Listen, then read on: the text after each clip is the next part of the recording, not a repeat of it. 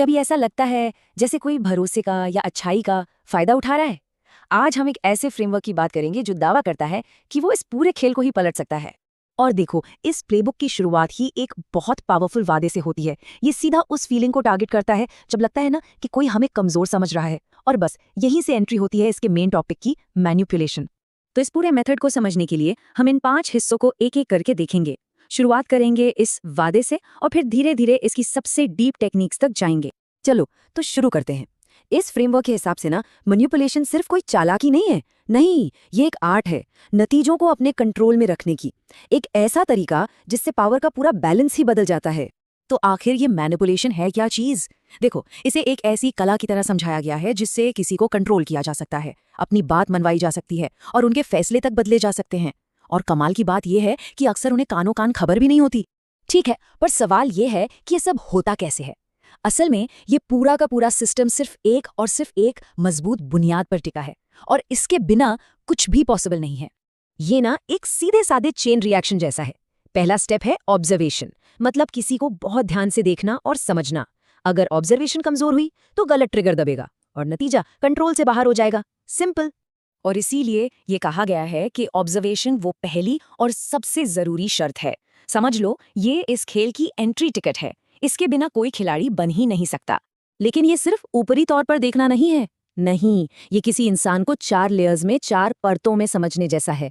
और हर एक परत पिछली से ज्यादा गहरी और ज्यादा राज खोलने वाली है। चलो अब पहली 2 परतों को जरा खोल कर देखते हैं।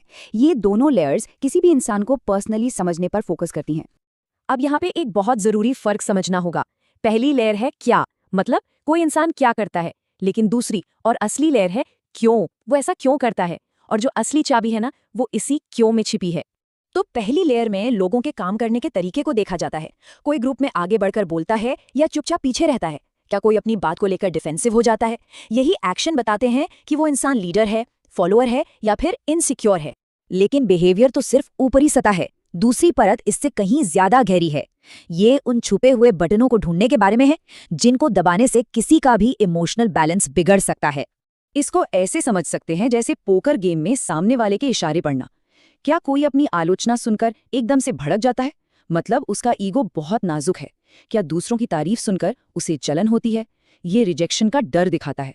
बस यही हैं वो असली चाबियां। ठीक है, तो अभी तक हमने एक इंसान को समझा। अब अगली जो 2 लेयर्स हैं वो पिक्चर को और बड़ा करती हैं। वो हमें सिर्फ खिलाड़ी को नहीं बल्कि पूरे खेल को समझने में मदद करती हैं। लेकिन एक मिनट रुकिए, क्या किसी की सिर्फ एक हरकत से उसे पूरी तरह जज किया जा सकता है? भाई, हम सब का कभी ना कभी तो दिन खराब होता ही है ना। एग्जैक्टली। और यहीं पर काम आती है तीसरी लेयर, यानी पैटर्न्स। जैसा कि इस प्लेबुक में कहा गया है, किसी की एक हरकत सिर्फ एक गेस है, एक अंदाजा। लेकिन जब वही हरकत बार बार होती है तो वो एक पैटर्न बन जाती है और पैटर्न एक कैलकुलेशन होता है। और ये चीज कमाल की है। अगर ये दिखता है कि कोई हमेशा रिस्क लेने से कतराता है तो ये समझ आता है कि उसका भरोसा जीतने में टाइम लगेगा। अगर कोई प्रेशर में आके जल्दबाजी में फैसले लेता है तो हो सकता है उस पर डेडलाइन वाली टैक्टिक काम कर जाए। मतलब पैटर्न आपको सही स्ट्रैटेजी बताता है। और अब आती है आखिरी और सबसे एडवांस्ड लेयर, पावर। और ये उस पावर की बात नहीं हो रही जो सामने दिखती है। नहीं, ये उस असली छिपी हुई ताकत की बात है जो पर्दे के पीछे से सारे तार हिलाती है। किसी भी ग्रुप में ना ये किरदार मिल ही जाएंगे।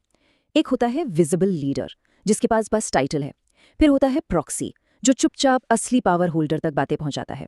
और आखिर में होता है असली पावर होल्डर, जो शायद सबसे कम बोलता है पर जिसके हाथ में इंफॉर्मेशन और रिसोर्सेज का असली कंट्रोल होता है। तो अब एक ऑब्जर्वर के पास ये सारा डेटा है, लोगों का बिहेवियर, उनके इमोशनल ट्रिगर्स, उनके पैटर्न्स और पावर पोजीशन की पूरी समझ। लेकिन ये सब बेकार है अगर उन्हें ये पता चल गया कि उन पर नजर रखी जा रही है। तो फिर इसका राज क्या है? कोई एक भूत की तरह एक इनविजिबल ऑब्जर्वर कैसे बन सकता है? इसका गोल्डन रूल बहुत सिंपल है, लेकिन उतना ही पावरफुल। लोग अपने सबसे असली रूप में तभी होते हैं जब उन्हें लगता है कि उन्हें कोई भी नहीं देख रहा। इसका मतलब ऑब्जर्वर को भीड़ का हिस्सा बनना होता है। कोई सवाल नहीं, कोई खास दिलचस्पी नहीं दिखानी और बस लोगों को उनका नेचुरल गेम खेलने देना है। तो आखिर में ये प्लेबुक हमें सिखाती क्या है? बस यही कि ऑब्जर्वेशन सिर्फ देखना नहीं है, ये एक एक्टिव प्रोसेस है जानकारी इकट्ठा करने का। ये किसी के बिहेवियर को समझने और यहाँ तक कि ये प्रिडिक्ट करने का एक तरीका है कि उनका अगला मूव क्या होगा। ये फ्रेमवर्क इंसानी बर्ताव को एक पजल की तरह पेश करता है, एक ऐसी पहेली जिसे सुलझाया जा सकता है, जिसे कैलकुलेट किया जा सकता है। और ये हमें एक बहुत बड़े सवाल के साथ छोड़ जाता है कि अगर हमारे एक्शन इतने ही प्रिडिक्टेबल हैं तो हमारे फैसलों में हमारी अपनी मर्जी का कितना रोल है और हमारे पैटर्न्स हम पर कितने हावी हैं।